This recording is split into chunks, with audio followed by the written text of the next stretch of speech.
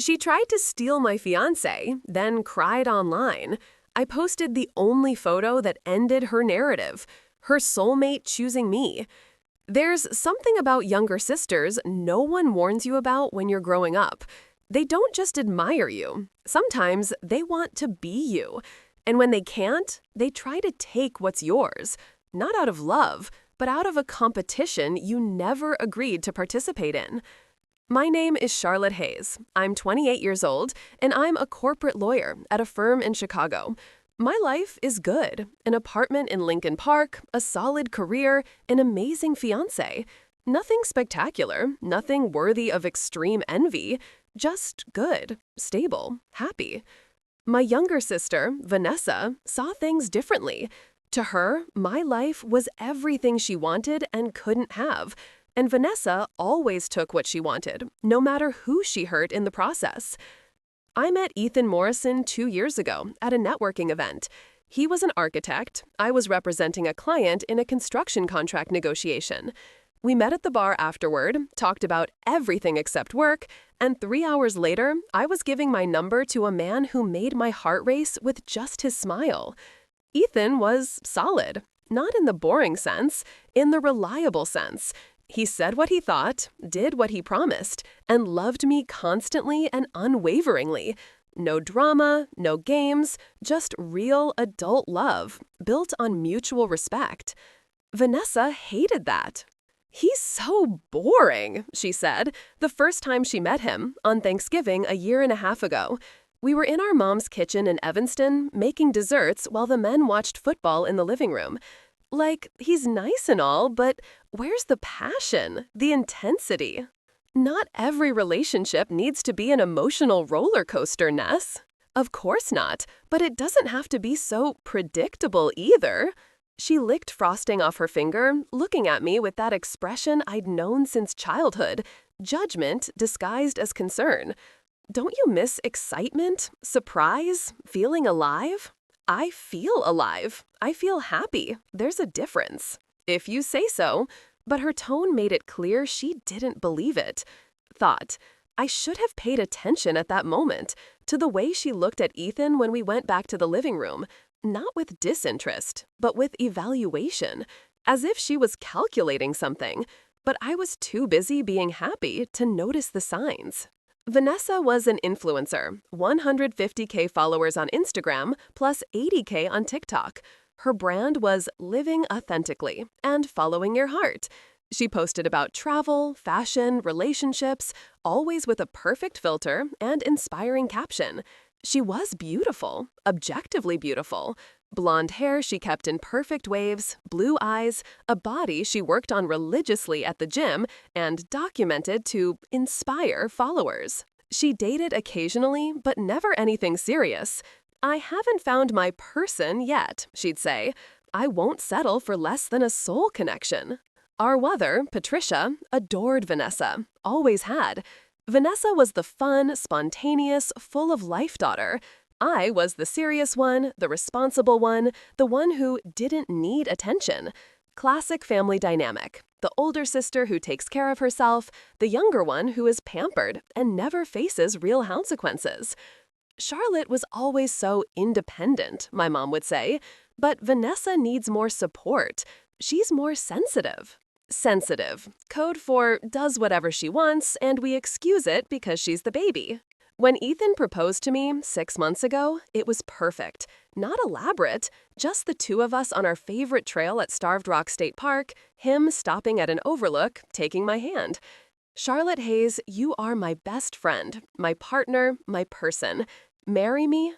I cried, said yes, and when we got back to Chicago, we called family and friends to share the news.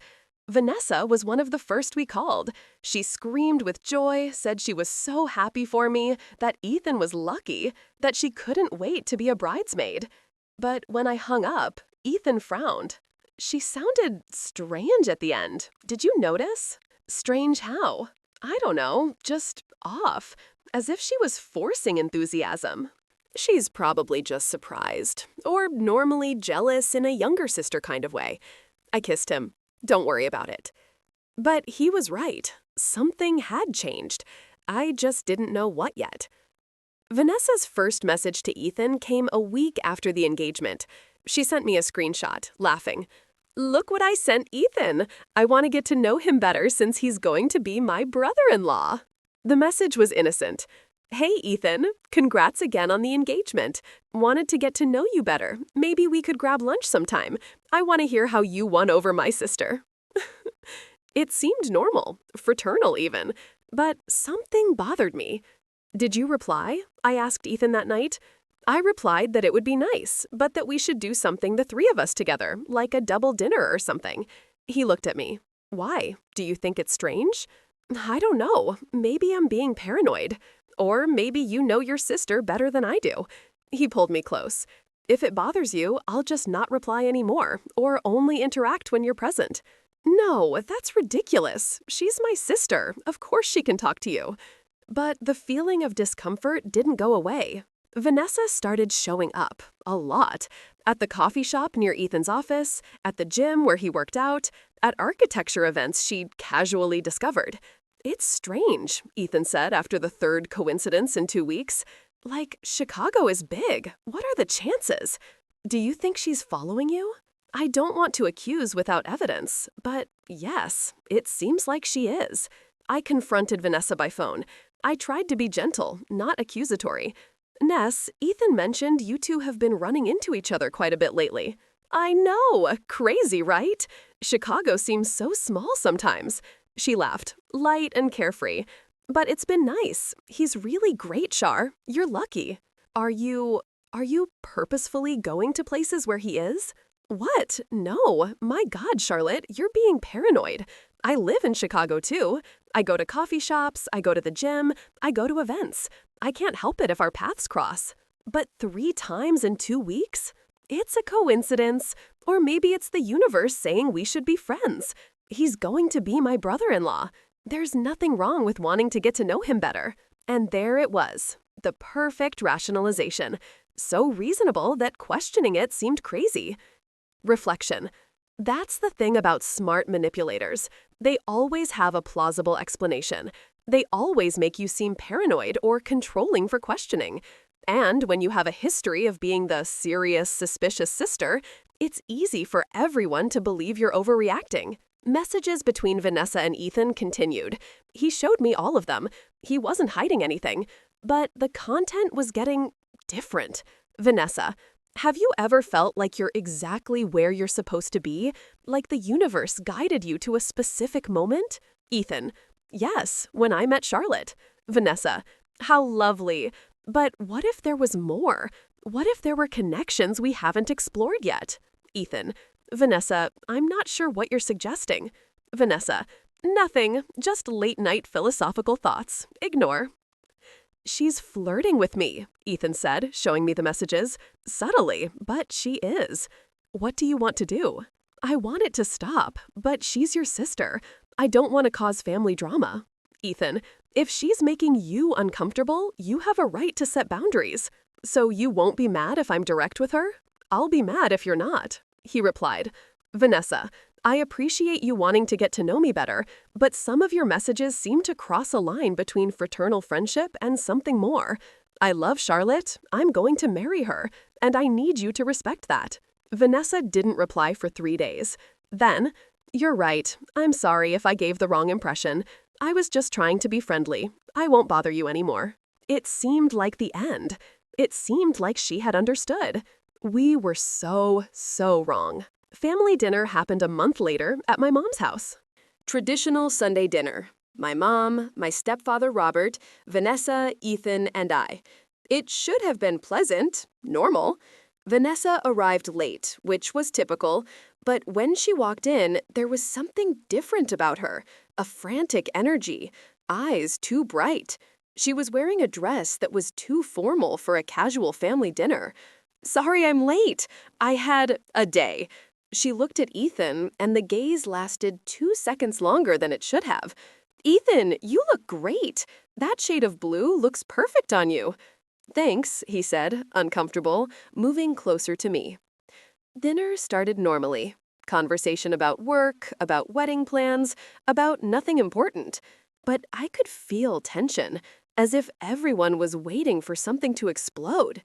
And then it exploded. "Mom," Vanessa suddenly said, putting her fork down, "I need to talk about something. Something important." "Of course, dear. What is it?" Vanessa took a deep, theatrical breath. I've fallen in love." My mom clapped her hands. "Oh, how wonderful! Who's the lucky guy?" "That's the complicated part." Vanessa looked directly at Ethan. "It's someone who's already in a relationship. But I know deep in my soul that we are soulmates, that there's a connection that transcends circumstances." My blood ran cold. "Vanessa," my mom said, cautious, "what are you talking about?" "I'm talking about following my heart, about not denying a real connection just because it's complicated." She turned to me, and there were tears in her eyes. "Charlotte, I'm so sorry. I didn't plan this, but I've fallen in love with Ethan." Silence. Absolute, devastating silence. Then Ethan spoke, his voice low and controlled. "Vanessa, we talked about this. I made it clear." "You made it clear you're committed to Charlotte. I understand, but feelings aren't rational. And I know you feel it too. The connection, the energy. I see it in the way you look at me." "I don't look at you that way at all." Ethan was standing. "Vanessa, this is crazy. I love Charlotte. I'm going to marry Charlotte. You need to stop." "You're afraid to admit it," Vanessa insisted, also standing, her voice rising. "You're stuck in a safe, comfortable relationship when you could have real passion, a real soulmate." "Enough." I stood up, my hands trembling with anger. "Vanessa, what the hell is wrong with you? Are you listening to yourself? I'm being honest for the first time. And you," she pointed at me, accusatory, "you've always had everything. The grades, the career, and now the perfect man. But what about me? When is it my turn to be happy?" "Your turn?" My voice was rising now. "Vanessa, he is my fiancé. He's not a toy you can just take because you want him. He's a real person with real choices. And he told you no. Because he's confused. Because you manipulated him." "I manipulated him?" I was yelling now. "You're trying to steal my fiancé and I'm the manipulator?" "Girls, please." My mom was between us now. "Vanessa, darling, you need to think about what you're saying. Ethan and Charlotte are engaged. They're getting married." "But they shouldn't be." Vanessa was crying now, genuine tears. "Mom, you don't understand. When you know, you know. And I know Ethan and I are meant to be." "Based on what?" Ethan asked, his voice hard. "A few conversations? A few casual encounters you orchestrated?" "Vanessa, I never, ever gave you any indication that I was interested." "You don't have to say it. I feel it, the energy, the connection." Thought. And there it was. Vanessa wasn't in love with Ethan. She was obsessed with the idea of having what I had, of winning. And she had convinced herself so thoroughly that they were soulmates that she genuinely believed her own fantasy. "Vanessa," I said, trying to keep my voice calm, "you need help, professional help. This isn't normal. This isn't love. It's obsession." "Don't tell me I need help," she was screaming now. "You're all against me because you can't accept that maybe, just maybe, Charlotte isn't perfect, that maybe she's not the right choice for him." "I am his choice," I said, firm. "He chose me. He continues to choose me. Every day. And you need to accept that." Vanessa looked at me with such pure hatred that I took a step back. Then she grabbed her purse and left, slamming the door so hard that the pictures on the walls shook. My mom immediately went after her. "Vanessa, wait." I stood there, trembling, trying to process what had just happened. Ethan pulled me into a hug. "It's over," he whispered. "Charlotte, it's over. She finally showed who she is, and everyone saw it." But it wasn't over. It was just beginning. Because Vanessa had a weapon none of us had considered. social media, and she knew exactly how to use them. If you're enjoying this story, please like and subscribe to the channel for more exciting stories. Share in the comments. Have you ever had a family member try to steal something of yours? Vanessa's first post came the next morning. A photo of her crying. Real tears, smudged makeup, raw vulnerability. Caption: when you're punished for being honest about your feelings, when your own family attacks you for following your heart, when love is treated as a crime? Yesterday, I was confronted, yelled at, and made to feel like a monster. Why? Because I fell in love. Because I recognized a soul connection. Because I dared to speak my truth. I'm not asking for approval. I'm not asking for permission. I'm just asking to be heard, to be seen, for my feelings to be validated instead of dismissed. Love doesn't choose convenient circumstances. Love simply is. And punishing someone for love, that's the real crime. Hashtag let me love, hashtag authentic living, hashtag soul connections. Comments flooded in, thousands of them. You're so brave for sharing this. Family should support, not attack. Whoever did this to you doesn't deserve you. Follow your heart, life's too short. My best friend Rebecca called me at 7 in the morning. Charlotte, did you see? I saw. She's painting you as the villain, without naming you, but anyone who knows you to knows. I know. You need to respond. You need to tell your side. And say what, Becca? That my sister is trying to steal my fiancé? That she created an entire fantasy where they are soulmates? I'll sound jealous, controlling, exactly what she wants. So you just let her control the narrative? For now, because people who truly matter know the truth, and eventually she'll expose herself. But it was harder than I admitted. Seeing comments from strangers defending her, seeing mutual friends liking the post, seeing my own mother comment, "I always love you, sweetie. Let's talk." Heart. My mom was supporting her, publicly. Vanessa didn't stop at one post. She created an entire series.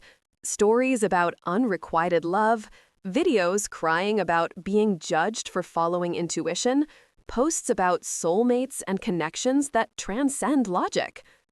She never mentioned Ethan by name, never mentioned me, but she left enough clues for anyone to connect the dots. When you meet someone and instantly know there's something special, but he's taken, and you're made to feel terrible for acknowledging the connection, how is that fair? Families should celebrate love, not punish for it, but sometimes the people closest to you are the ones who hurt you the most. He knows. I know he knows. I see it in his eyes. But he's bound by obligation, by expectations, by fear of disappointing. And that breaks my heart. Ethan was furious. She's creating a completely false story. I never, ever looked at her that way.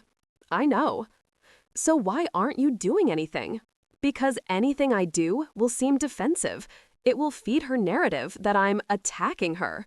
Charlotte, she has 150,000 followers. She's spreading lies to 150,000 people. And how many of those people know us, care about us? 0. I took his hands. Ethan, trust me. She'll hang herself with her own rope. We just need to be patient. But patience was hard when messages started coming in, from friends, from colleagues, from distant family. Hey, is everything okay with you and Vanessa? I saw her posts. Is this about Ethan? Are you being too hard on her?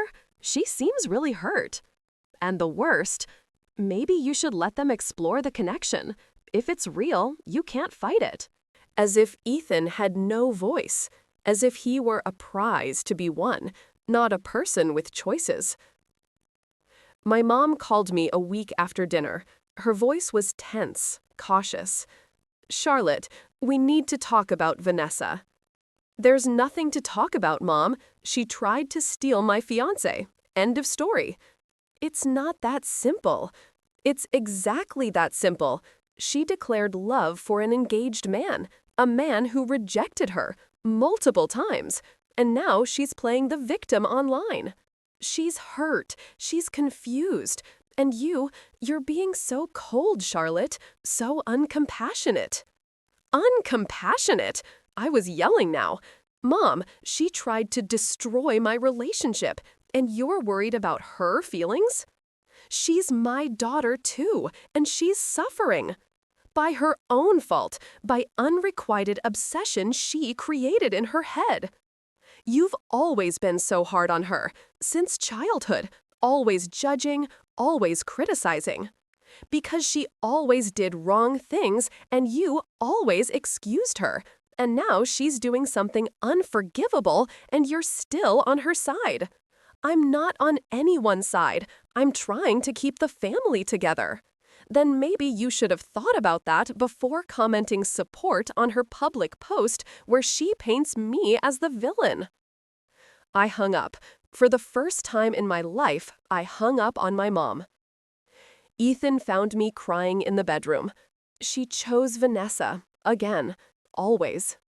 Then we choose ourselves, he said, holding me. We choose our relationship, our sanity, and we leave them with the drama. Rebecca showed up at my apartment 2 days later with a laptop and determination. Okay, enough. Let's strike back. Becca, I said. I know what you said, but Charlotte, she's winning. Her narrative is spreading. People are believing it, and you're just accepting it. What do you want me to do? Post my own tearful version? Retaliate publicly? No. She opened the laptop. I want you to post the truth. Not words, evidence. What evidence? Remember the proposal? Of course. I was there. I took photos, lots of photos. She started scrolling through images. And look who else was there, in the background, witnessing everything. My heart stopped. In the photo, the perfect photo of Ethan on one knee, ring in hand, my hands covering my face, completely surprised, there was a figure in the background, blurred but recognizable. Vanessa. She was there, at the proposal, 6 months ago. She was there. She saw everything, saw him propose, and yet she created a fantasy that they are soulmates, that there's a connection you're preventing. Rebecca looked at me. Charlotte, this photo destroys her entire narrative. It proves she knew from the start that this isn't unrequited love. It's an obsession with something that was never hers. But posting this is throwing gasoline on the fire. Or it's throwing water. The truth, Charlotte, irrefutable truth. Not words that can be twisted, an image that speaks for itself. I looked at the photo, at Ethan proposing to me, at my expression of pure joy, and at Vanessa in the background, witnessing everything. What would the caption be? I asked.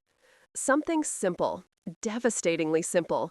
No anger, no accusations, just fact. I thought for a long moment. Then I knew exactly what to say. If you're following this story, please like and subscribe to the channel. In the comments, have you ever had someone create a false narrative about you online? How did you deal with it? I waited another week, a week where Vanessa continued her online campaign, where she posted about forbidden love and toxic family and following your heart despite everything, where she gained another 20,000 followers, where the hashtag #LetVanessaLove started trending locally, where my own mother appeared in one of her videos, hugging her, saying, "I'll always support you following your heart, dear." I waited until I couldn't wait any longer. I posted the photo on a Thursday night, prime time for social media, when people are scrolling before bed, when engagement is highest. The photo was perfect, professionally composed but genuinely emotional. Ethan on one knee, the ring sparkling in the golden sunset light. My hands covering my face, tears of joy. And Vanessa in the background, watching. Devastatingly simple. Your soulmate choosing me. 6 months ago, you were there. Photo @Rebecca Chen Photography. I posted it and turned off my phone. Done, I told Ethan. Now we wait. How long do you think it will take? To go viral? Minutes. For Vanessa to crumble? Hours. It took 23 minutes to go viral. I turned on my phone 3 hours later. 847 notifications. My post had 50,000 likes, 12,000 shares, 8,000 comments. Wait, she was there? At the proposal? So this isn't unrequited love. It's an obsession with her sister's fiancé. She saw him propose and still thinks they're soulmates? That's delusion. She fooled us, made it seem like family was preventing true love, but she's trying to steal her sister's fiancé. Hashtag let Vanessa love aged like milk. And then comments started appearing on Vanessa's old posts, thousands of them. You were at his proposal? You knew. You lied to us, played the victim when you're the one in the wrong. This isn't following your heart. This is trying to steal a committed man. Unfollowing. I don't support this behavior. Vanessa started deleting comments. Then she completely disabled comments. Then she made her account private. But it was too late. Screenshots were everywhere. The narrative had changed. Irreversibly. My mom called me at 11 at night. I answered because part of me still hoped she would finally see reason. How could you do that to your sister? No hello, no how are you, just accusation. Do what? Post the truth? Humiliate her publicly. Charlotte, she's devastated, crying for hours. People have been attacking me for weeks based on her lies. Where was your concern then? This is different. How? How is it different, Mom? She created a false narrative where I'm the villain. I just showed the truth. You could have talked to her privately, solved it within the family. We tried, at dinner, remember? Where she declared love for my fiancé in front of everyone, and you comforted her instead of supporting me. She was vulnerable. She was wrong, and you, as always, excused her. I took a deep breath, trying to calm down. Mom, do you realize that Vanessa tried to steal my fiancé? That she's obsessed? That she needs real help? She's in love. She's obsessed. There's a difference. And the fact that you don't see that you keep defending her, tells me everything I need to know about where I stand in your priorities. Charlotte, you're being dramatic. I'm being clear. Choose, Mom. Either you acknowledge that Vanessa is wrong, that she needs help, and stop enabling destructive behavior, or you lose both your daughters, because I will no longer participate in this dynamic where Vanessa does whatever she wants and I'm blamed for reacting. You can't make me choose. I'm not making you choose. I'm setting a boundary for the first time in my life, and if you can't respect that, then there's nothing more to say. I hung up, and then I blocked her. My own mother. I blocked her. Ethan held me while I cried. Not for Vanessa, but for my mom. For a relationship I realized was never what I thought it was. Vanessa posted a response the next day. Her account was still private, but screenshots leaked immediately. A photo of her, face swollen from crying, no makeup, looking destroyed. Caption: when your own sister uses a private moment as a weapon against you, when family chooses public humiliation over love. Yes, I was there at the proposal, as a supportive sister, as family. And I saw something that day no one else saw. Hesitation in his eyes, doubt, as if he was making a safe choice instead of the right choice. I didn't try to steal anyone. I recognized a connection. And yes, maybe it was inconvenient. Maybe it was ill-timed. But feelings don't wait for the perfect moment. And now I'm being crucified for being honest, for being vulnerable, for daring to suggest that maybe, just maybe, there's more than one truth. But this is a lesson about how the world punishes authenticity. How family can be crueler than strangers. How love is treated as a crime when it doesn't fit a clean narrative. I won't defend myself anymore. I won't justify myself anymore. Whoever needs to understand will understand. The rest, it doesn't matter. Still authentic, love is love. Comments were mixed. Some still supported her, but most saw through it. Hesitation in his eyes? Girl, that's projection. You saw what you wanted to see. You didn't recognize a connection. You created a fantasy. Stop playing the victim. You were wrong, period. Your sister didn't humiliate you. She just showed the truth you were hiding. Rebecca showed me the comments. She's losing. Her narrative is crumbling. Good. But Charlotte, she won't give up. People like Vanessa never give up. They double down. So what do you think she'll do? I don't know, but something. And it's going to be big. Rebecca was right. If you're following this story of revenge and truth, please like and subscribe to the channel. In the comments, do you believe exposing the truth publicly is revenge or justice? The final confrontation came 2 weeks later, not online, but in person, in the most public place possible. My bridal shower. I didn't want to have one. After all the drama, the last thing I wanted was a big event, but Rebecca insisted. You're not going to let Vanessa steal this too. You're going to have your bridal shower, you're going to celebrate your wedding, and you're going to show her and everyone that you're moving on. So we did. A beautiful restaurant in River North. 50 guests, elegant decor, everything perfect. Vanessa wasn't invited, obviously, but she showed up anyway. We were in the middle of a game, that ridiculous one where you guess who said what, fiancé or fiancé, when the door opened and she walked in. The entire room fell silent. Vanessa looked different. Unwashed hair, wrinkled clothes, smudged makeup as if she'd cried on the way. She looked broken. Charlotte, she said, her voice trembling, I need to talk to you. Vanessa, you weren't invited. You need to leave. Please, 5 minutes. That's all I ask. Rebecca stood up, protective. You heard her. Leave before we call security. I'm not leaving until she hears me. Vanessa was crying now, genuine tears. Charlotte, please, you're my sister. How could you do this to me? Do what? Expose your lies? Protect my relationship? Humiliate me, she was screaming now. You humiliated me in front of the whole world, destroyed my reputation, made everyone hate me. You did that to yourself, I said, my voice calm but firm. I just posted the truth. You created lies. They weren't lies. She was hysterical now.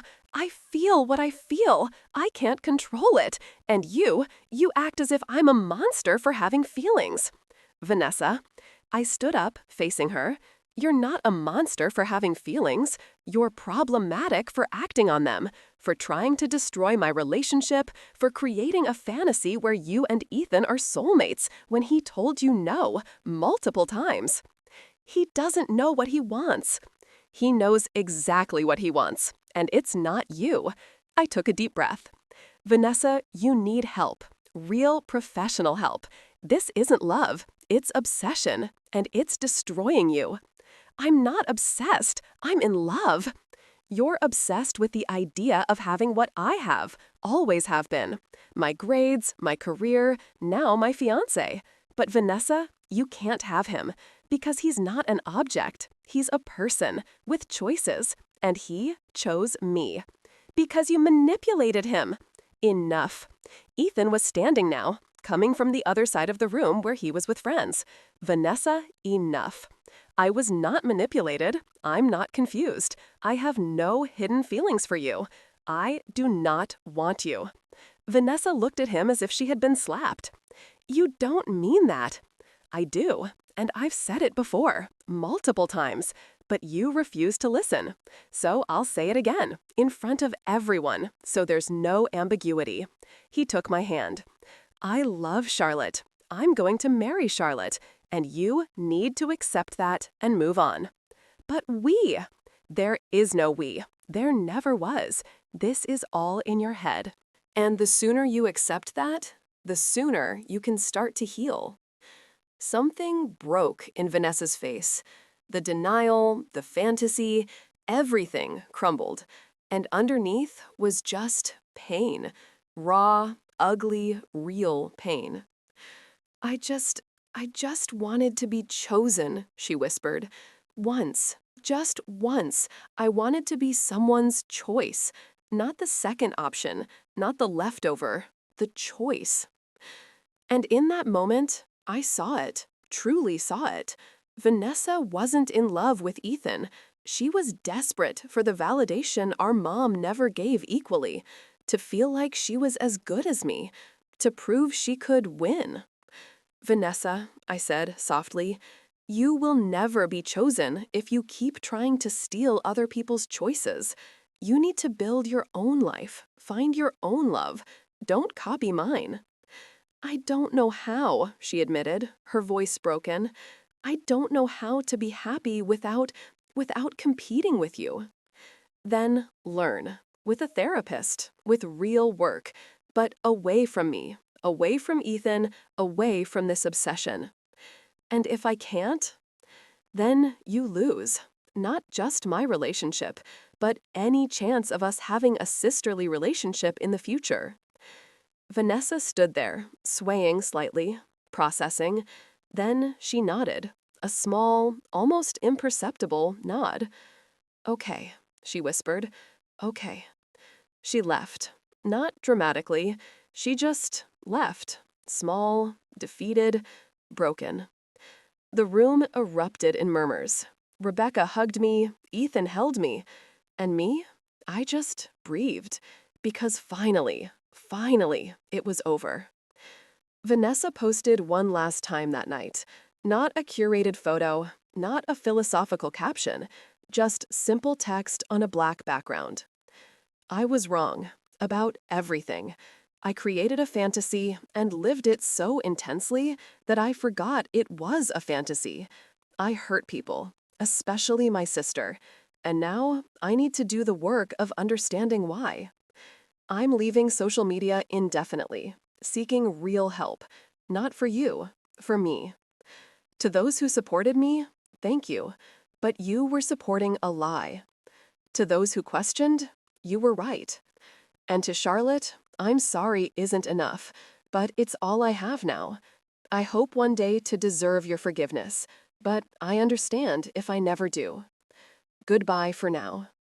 Her account was deactivated an hour later. If you're following this story, please like and subscribe to the channel. In the comments, do you believe in redemption for people who caused so much damage? The wedding happened 3 months later. Small, only 50 people, the ones who truly mattered. Vanessa wasn't there. My mom wasn't either. My mom had called me a week before, asking to talk. We met at a neutral coffee shop.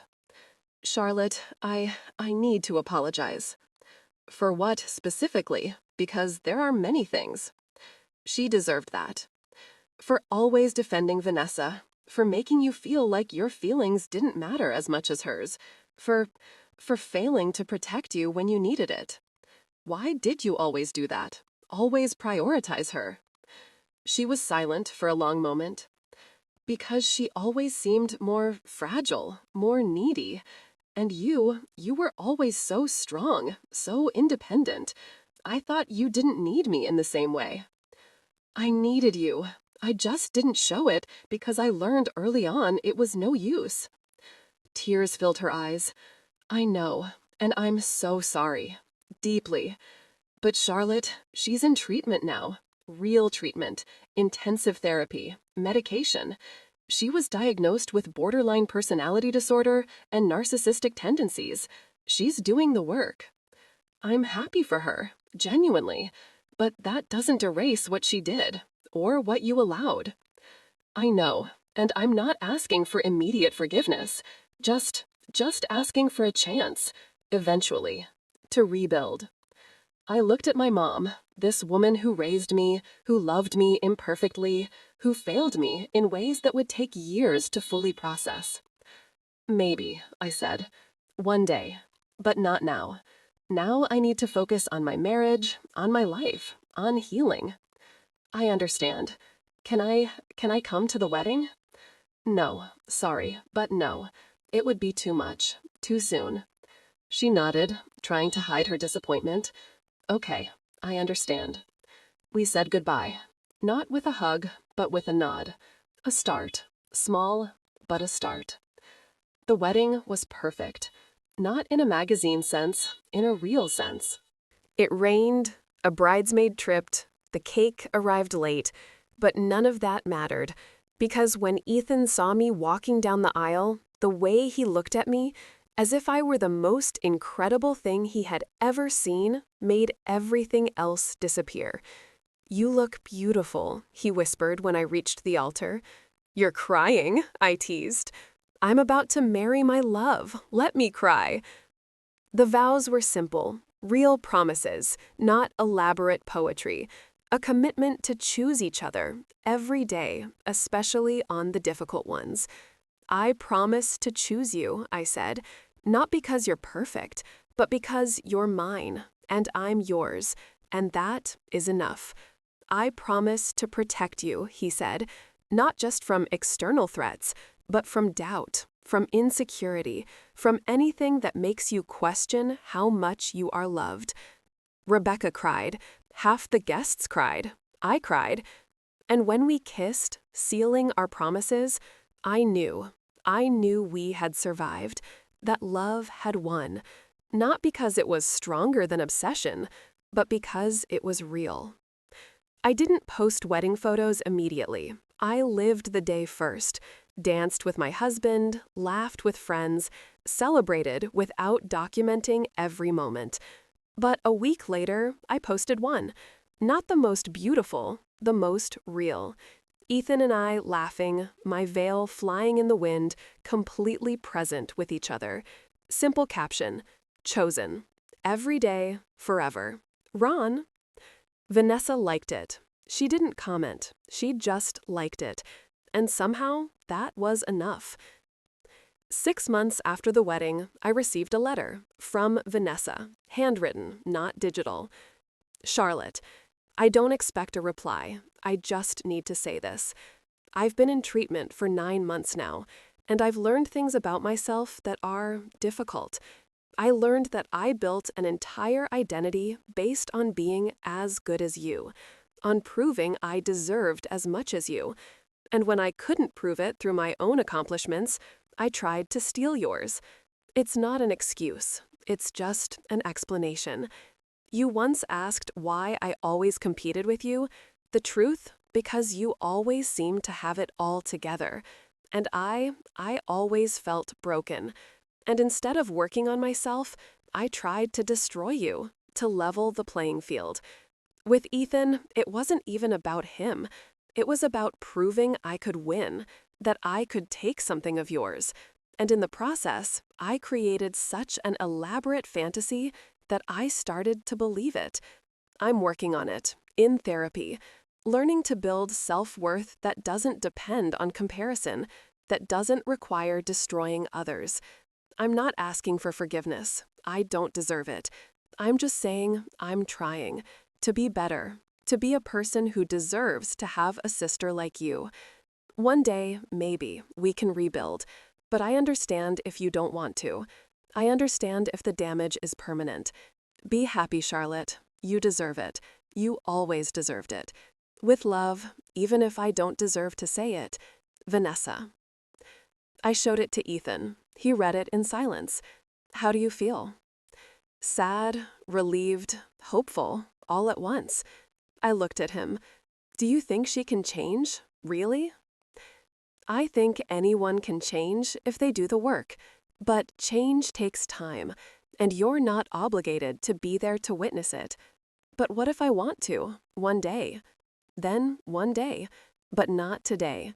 Today, you focus on us, on our life, on our happiness. I didn't reply to the letter, but I kept it, because maybe, one day, I would be ready. A year after that post, the photo that changed everything, I was invited to give a talk at a conference on social media and personal narrative. I spoke about Vanessa, about how social media can be used to create alternative realities, about how easy it is to believe curated narratives when you don't know the full story. My sister created a story where she was the victim, and thousands believed it, because it was convincing, because she was good at performing vulnerability, because people want to believe in unrequited love and cruel family. I showed a slide. Vanessa's post versus my photo. What is the truth? Her emotional narrative or my visual evidence? Silence. Then someone said, both. She genuinely felt what she felt, but feelings are not facts. Exactly. Vanessa genuinely believed the fantasy she created, but that didn't make it real. And when reality confronted fantasy, when evidence destroyed the narrative, she had to choose, keep lying or accept the truth. She chose the truth, eventually, and that's what matters. Not that she was right, but that she finally recognized she was wrong. After the talk, a young woman approached, early 20s, haunted eyes. My sister did something similar, she whispered, tried to steal my boyfriend, played the victim when he rejected her, and my family, they defended her, like your mom defended Vanessa. How did you deal with it? I'm still dealing with it, but your story, it helped me to know I'm not alone, that I'm not crazy for being angry. I gave her my card. You're not alone, and you're not crazy, and anger is valid, but don't let it consume you. Use it to set boundaries, to protect your relationship, to heal. And forgiveness? Have you forgiven your sister? Not yet, but I'm working on it, because forgiveness isn't for her, it's for me, to release the burden, to move on completely. 2 years after that post, Vanessa called me, first time in 2 years. Charlotte, it's Vanessa. I know. You answered. I answered. I didn't expect you to answer. Neither did I. I took a deep breath. What do you want, Vanessa? Nothing. Just wanted to hear your voice, to know you're okay. I'm good. Very good. Good. That's good. Pause. Charlotte, I know I don't deserve to ask, but do you think one day, we could get coffee, just talk, not to go back to what we were, but to start something new? I looked at Ethan, who was beside me. He nodded support for any decision. Maybe, I said. Not now, but maybe, one day. Okay, that's more than I deserve. Thank you. Vanessa? Yes? Keep doing the work. Keep healing. And maybe one day, that maybe will become yes. I will, I promise. I hung up and looked at Ethan. Did I do the right thing? You did your thing, and that's all that matters. This story teaches us something crucial about family, boundaries, and truth. Not all love is healthy. Not all family is supportive. And sometimes the person closest to you is the one who hurts you the most. Vanessa wasn't a pure villain. She was a deeply broken person who confused envy with love, competition with connection. But that doesn't excuse her actions. It explains, but doesn't justify. Charlotte learned that sometimes the best answer isn't words, it's evidence. That truth, when clearly presented, speaks louder than any manipulative narrative. And Ethan showed that real loyalty isn't just saying no, it's saying no repeatedly, clearly, publicly, until there's no ambiguity. The lessons are clear. 1. Social media can be used to create false narratives. Always question. Always seek evidence. 2. Family is no excuse for abusive behavior. Blood does not justify betrayal. 3. Sometimes the best revenge isn't words. It's simply showing the truth. 4. Forgiveness is a process, not an event, and you are not obligated to forgive just because someone apologized. 5. Change is possible, but it requires real work, and you don't have to be present to witness it. If someone tried to steal your partner, set boundaries, protect your relationship, and don't be afraid to expose the truth when lies are being spread. If you are Vanessa, seek help, real professional help. Sibling rivalry is normal. Trying to destroy their lives is not. And if you are the mother, don't favor, don't excuse, treat your daughters equally, because favoritism creates monsters. Have you ever had to expose the truth publicly to destroy a false narrative? How was it? Share in the comments. If this story touched you, don't forget to subscribe to the channel and hit the bell icon. Let us know in the comments which story you'd like to hear next. Remember, a picture is worth 1,000 words, and sometimes the truth captured in a single moment is more powerful than months of manipulation. Use your truth, protect your love, and don't let false narratives control your life. You were chosen every day, and that's all that matters. More exciting stories are appearing on your screen now. Stay with us, because in the end, truth always wins. It may take time, it may hurt, but it always wins.